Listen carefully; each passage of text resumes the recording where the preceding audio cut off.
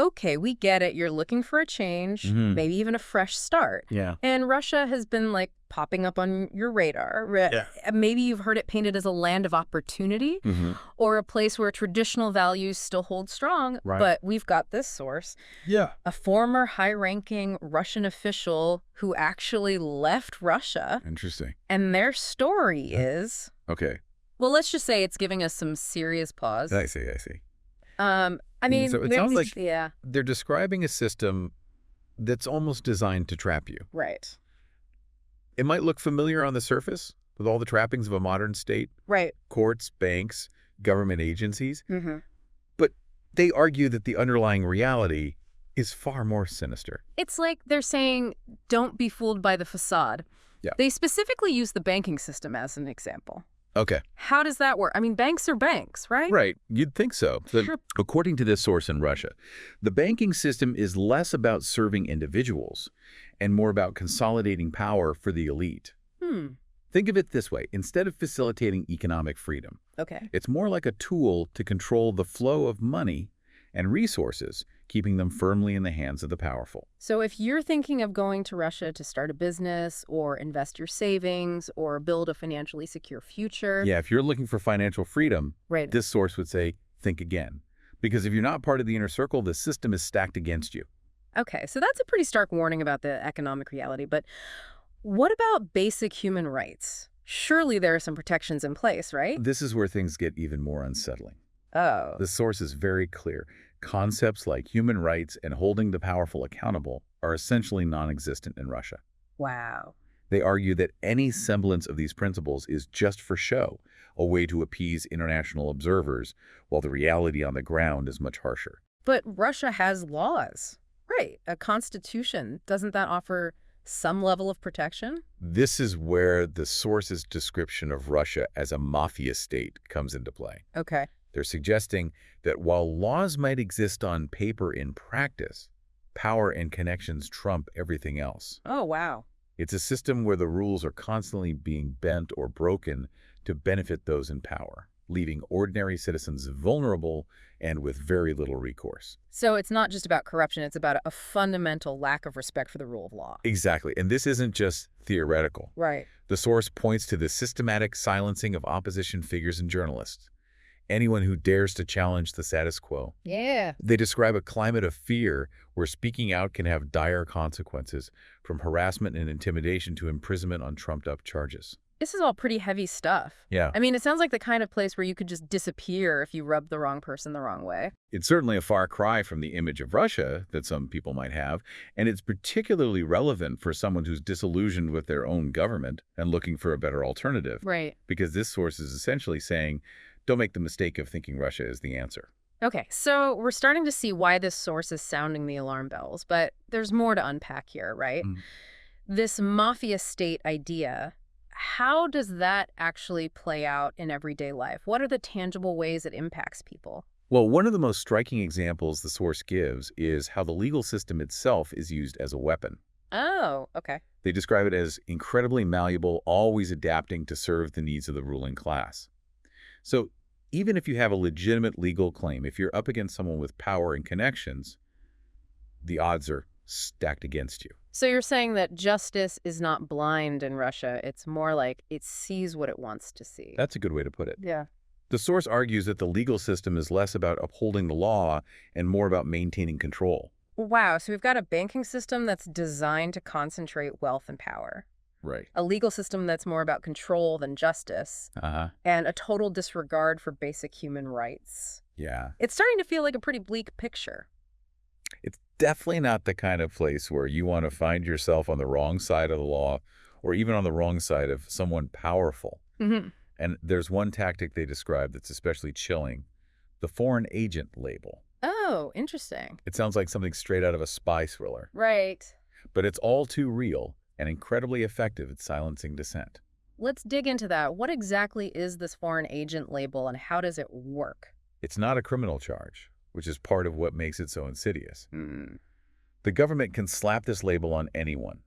Individuals, organizations, media outlets. Wow. If they claim you're involved in political activity while receiving funding from abroad, And the definition of political activity is incredibly broad, Right. giving them a lot of leeway to target pretty much anyone they want. So it's like this catch-all term they can use to silence anyone who criticizes the government or challenges their narrative. Exactly. And the consequences are far-reaching. Okay. Once you're labeled a foreign agent, you're subject to intense scrutiny.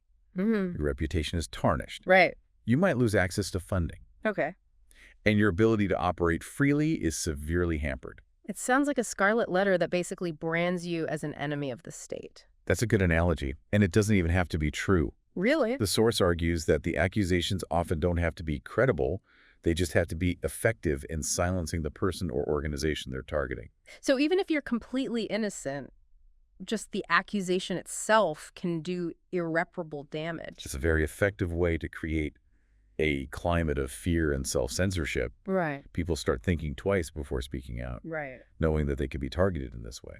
It's a chilling thought. So we've got this picture of a system that's designed to control and manipulate where power trumps justice and where speaking out can have serious consequences. It's definitely making me rethink any romantic notions I might have had about Russia. And remember, this is all coming from someone who was part of that system, who saw it firsthand and decided to get out. Yeah, that really adds weight to their warnings. But I'm also curious if this is the reality for people who are already in Russia. What about those who are thinking of going there? Russia has been trying to attract people from certain countries, offering them a seemingly welcoming path to residency or even citizenship. How does that fit into this picture? That's a great question, and it's something our source addresses directly now. They see this welcoming rhetoric as just another form of manipulation. Oh, really? They're suggesting that Russia isn't actually interested in helping these individuals or providing them with a better life. Right. It's more about using them for their own strategic purposes. So if you're thinking of going to Russia because you're unhappy with your own government or looking for a fresh start, this source is basically saying don't fall for the trap. They're saying do your research, understand the reality of the system, and don't make the mistake of thinking Russia is some kind of haven because it's anything but. That's a pretty stark warning, and definitely something to think about. Okay, so we've covered a lot of ground here. We've talked about the banking system, the legal system, human rights. the mafia state mentality, and this chilling foreign agent tactic. Right. It's a lot to absorb, and definitely not the rosy picture of Russia that some people might have. What I'm curious about now is, if this is the reality, why do you think this former official decided to speak out? What's their motivation for sharing this information? What do they hope to achieve?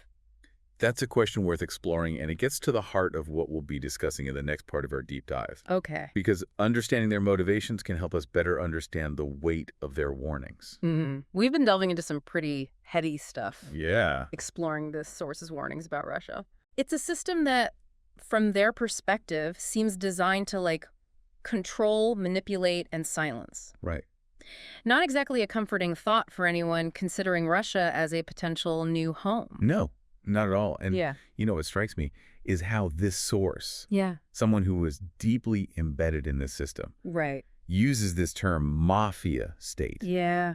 It's such a powerful image, and it really gets to the heart of what they're trying to convey. Right. They're not just talking about corruption or inefficiency. Right. They're talking about a system where power operates outside the bounds of law, where the rules are constantly being bent or broken to serve the interests of a select few. It's like they're saying the whole system is rigged, and unless you're part of the family, you're playing a losing game. Exactly. And this family, as you put it, is fiercely protective of its power and influence. Right. They use a variety of tactics to maintain control. Yeah. And one of the most insidious we've discussed is this foreign agent designation. It's almost like a weaponized term, isn't it? It is. They can just slap this label on anyone who challenges them, and suddenly that person's credibility is shot. Right. Their funding dries up. Yeah. And they're essentially isolated and silenced. It's a brilliant strategy, really, if you're looking at it from a purely cynical perspective. Right. Because it allows them to neutralize their critics without resorting to overt violence or imprisonment. Right. At least not initially. Yeah. It's a form of soft repression that's very effective at creating a chilling effect throughout society. So it's not just about silencing the individual, it's about sending a message to everyone else. Don't even think about stepping out of line. Precisely. And what's particularly troubling is that this tactic is often a precursor to more serious actions. Right. The source suggests that once someone is labeled a foreign agent, they become much more vulnerable to trumped-up charges, whether it's financial misconduct, tax evasion, Wow. or even espionage. It's like they're setting you up for a fall. They create this narrative that you're an enemy of the state, and then they just wait for an opportunity to pounce. It's a very calculated and effective way to maintain control. And it's worth noting that this foreign agent tactic isn't unique to Russia. Right. We've seen similar strategies employed by authoritarian regimes around the world, Yeah. often with the same chilling effect on freedom of expression and dissent. It's a reminder that the erosion of freedom can happen in subtle ways. Absolutely. Not always through dramatic crackdowns or overt violence. It can be a slow, creeping process where the government gradually tightens its grip on power Right. and limits the space for dissenting voices. But it's something we all need to be vigilant about, regardless of where we live. Right. Because the seeds of authoritarianism can take root anywhere if we're not careful. So if we're talking about Russia specifically, and we're thinking about our listener, Yeah. who might be feeling disillusioned with their own government and considering Russia as a potential alternative, Right. what would you say to them based on what we've learned from this source? I'd say proceed with extreme caution. Yeah. Don't let your disillusionment with your current situation Right. blind you to the potential dangers Right. of jumping into another system Yeah. that might be even worse. Right. Right. It's like the old saying, Yeah. the grass is always greener on the other side. Mm-hmm. But in this case, the grass might be artificial, Yeah. and the ground beneath it could be riddled with traps. It's like they're offering you a beautiful, ripe apple, Yeah. but when you bite into it, you realize it's filled with worms. That's a vivid image, Yeah. and it captures the essence of what this source is trying to convey. Right. Don't be fooled by appearances. Uh-huh. Do your research. Talk to people who have actually lived in Russia Right. and get a realistic understanding of the complexities and challenges of living under that system. Don't just focus on the potential benefits, Right. but really consider the potential downsides, Yes. the risks, the things that could go wrong. Exactly, because this source is suggesting that the risks in Russia are very real, Right. and the consequences of making a mistake can be devastating. So we've established that Russia might not be the haven. Right. Some people imagine it to be. But what about those who are actively being courted by the Russian government? Yeah. We've seen them making overtures to people from certain countries, offering them a path to residency or even citizenship. Right. What's the motivation behind that, and how does it align with this mafia state mentality? That's a fascinating aspect of this whole situation. Ah. Remember, the source we're looking at isn't some random critic. Right. They were a high-ranking official, someone who was privy to the inner workings of the system. And they're suggesting that this welcoming rhetoric isn't about genuine hospitality or a desire to help these individuals build a better life. Right. It's about furthering Russia's own strategic interests. So it's more about using these people as pawns in their geopolitical games. That's the essence of their argument. They're saying, don't be naive. Russia isn't acting out of altruism. Right. They're always calculating, always looking for ways to advance their own agenda. So if you're thinking of taking them up on their offer, thinking, hey, maybe this is my chance to escape my current situation and start fresh, this source would say, don't be so quick to jump ship. Okay. They'd urge you to consider what you might be getting yourself into. Right. Because once you're in Russia, under their system, you're essentially on your own. Right. You're no longer protected by the laws and norms of your home country. Okay. And you're subject to the whims of a system that is often arbitrary and unforgiving. And it sounds like they're particularly wary of this welcoming facade, seeing it as a manipulation tactic designed to lure people in under false pretenses. That's their perspective. And it's a perspective informed by years of experience within the system. Right. They're essentially saying, don't underestimate the Russian government's capacity for manipulation and control. They're masters at playing the long game, and they're always thinking several steps ahead. Okay, so we've got this warning about the mafia state mentality, the chilling tactics used to silence dissent, Right. and the manipulative nature of their welcoming rhetoric. Yeah. It's a lot to process, and it definitely raises some serious questions for anyone considering Russia as a potential destination. But I'm still curious, Why is this source speaking out? What's their motivation for sharing this information? What do they hope to achieve? That's a crucial question, and it's one that speaks to a deeper level of this whole discussion. Okay. Because their motivation can give us clues as to how we should interpret their warnings and how we can apply their insights to our own lives. So in the next part of our deep dive, we're going to shift gears a bit. Okay. We're going to move beyond the specifics of the Russian system and explore the broader implications of the source's story. We'll delve into their motivations, examine what it means to be disillusioned with one's own government, and consider what alternatives might exist for those seeking a better future. It's a journey that takes us beyond the borders of Russia. Right. And into the heart of what it means to navigate a world where power is often concentrated in the hands of a few. Right. And where individuals are constantly seeking ways to create meaningful change.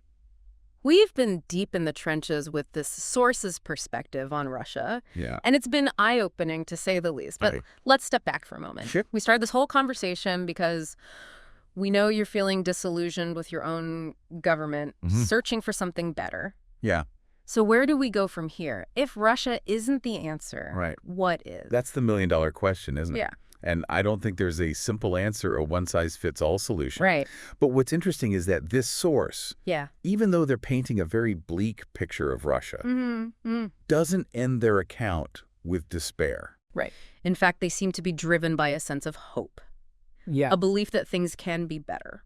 It's like they're saying, I've seen the darkness, and I don't want anyone else to fall into that trap. Right. But they're not just warning us, they're also challenging us to find a better way. Exactly. And I think that's a crucial point to highlight because it's easy to get caught up in the negativity, to feel overwhelmed by the problems in the world. Yeah. But this source's story reminds us that even in the face of seemingly insurmountable obstacles, there's always room for hope, for action, for change. So what does that look like in practice?